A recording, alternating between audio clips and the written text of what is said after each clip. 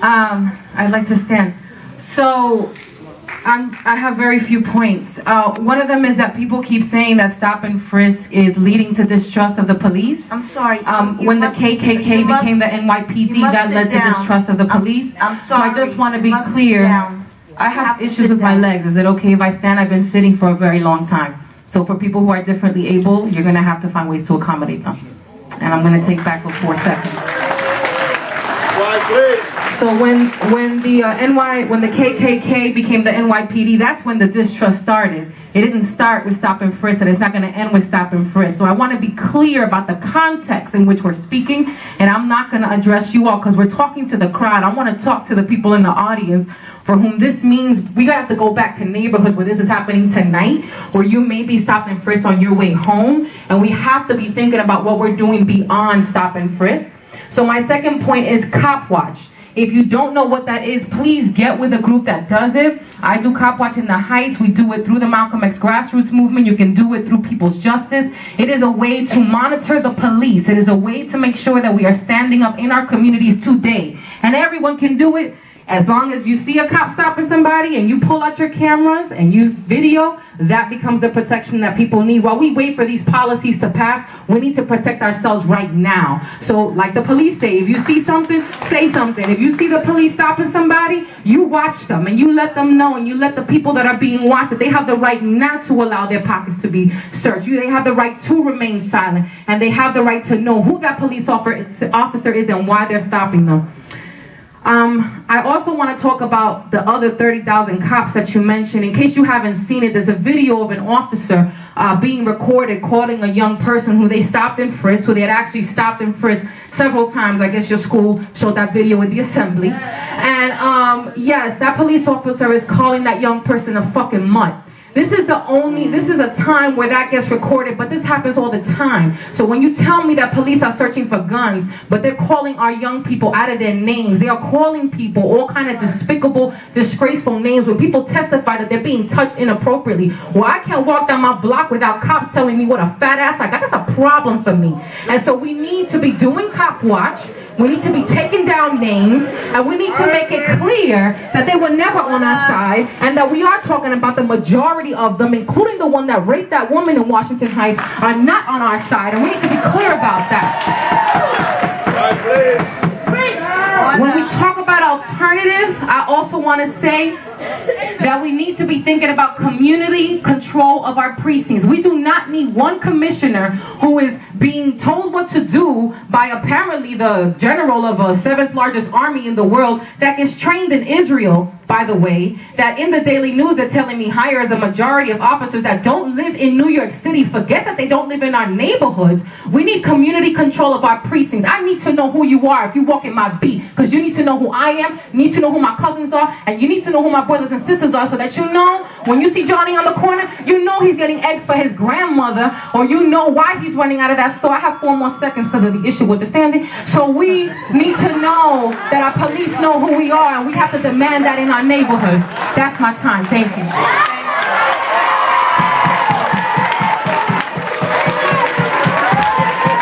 We will have to clear the chamber. I'm sorry.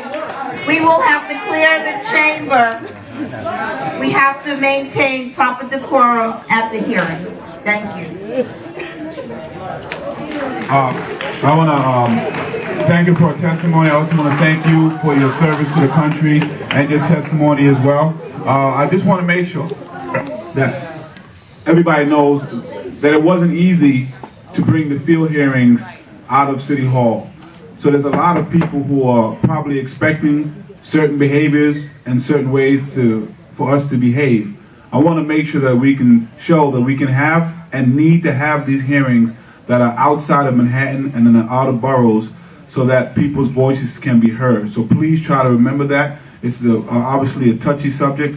It's a subject that's emotional, but we want to make sure that we have more of these hearings so that more people can get their voices heard. So just please try to make sure that when we leave this place, people are like, wow, we're glad we had this and we need to have more. Thank you. Amen.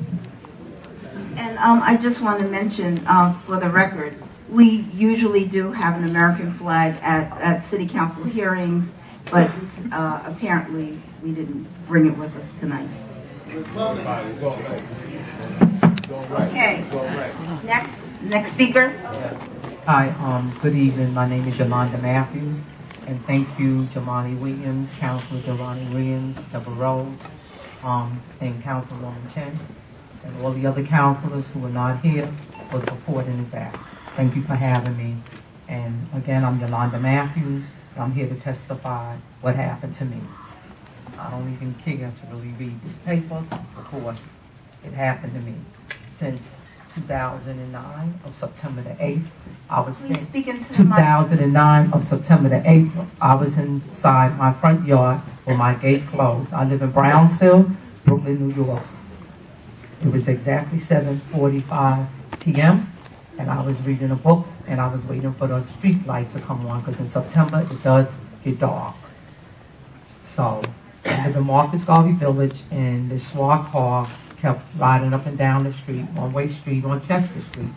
I was joking around with young men, a couple of young men, and a couple of young females that live in the area. And I told them, you know, I'm home now, you know, I'm not working, and I can see who's playing hooky, and I'm going to just, you know, drop down. I will be calling your mother if I see you all out on the street. Or I came back past again, and I looked, same police car, male black officer in uniform, a lieutenant with the white shirt in the car. So we sitting there and we talking. They go, I tell them, okay, I'm gonna stand here and wait for the lights to come on because it was really dark, you know, on my block during the night. So I'm sitting there and all of a sudden the car pulls up, the officers, and they jump out the car and go over to the young lady, young man who was sitting on the stoop of 454 Chester Street. I was at 458 Chester Street behind my gate in my yard. They go over to the female and the young people who were sitting there, and they approach them. So I'm watching everything, and they said that someone was smoking marijuana. Now, if I'm there, they're not going to smoke in front of me because I will tell the kids, you know, you're being disrespectful, etc. Respect your elders, like I was raised. Long story short, they start chokeholding and dragging this young man. My neighbors was yelling profusely, you on the community board, you know, saintly, you on the precinct council board. And I'm telling them to be quiet because I'm observing it and telling my son to get the camera so they can videotape it. The officer turns around and calls a 1013, which means an officer is down. Wrong call. Cops came from everywhere. There was more than 60 cars on my block.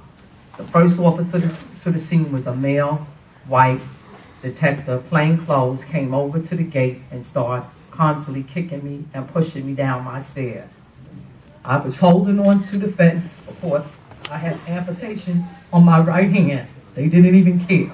At that time, I had a brace on my arm dangling from the top of the gate. 4 other male white officers tried to lift me up over the gate so they can get me on the sidewalk. I guess to finish beating me up. Excuse me. Go ahead.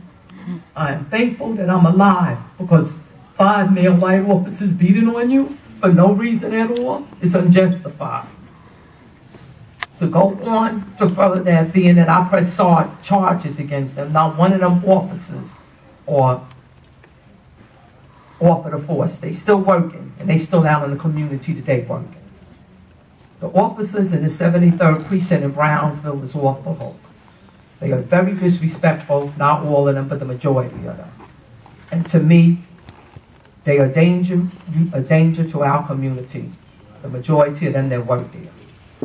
For me to have been on the precinct council board, also an AP officer in the 6-7 precinct, I find for it to be very disrespectful to be an officer to people of color.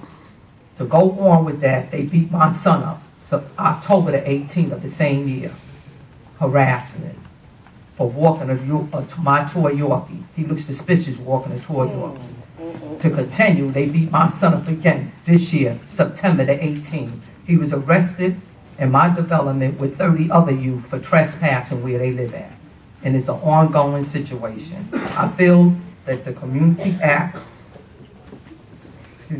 need to continue and need to go on. And I thank you all for pushing for this because it really needs to be done. And then please don't let it be no one tied with Bloomberg or Ray Kelly because everything is justified when it happened to people of color. Thank you. Thank you so much.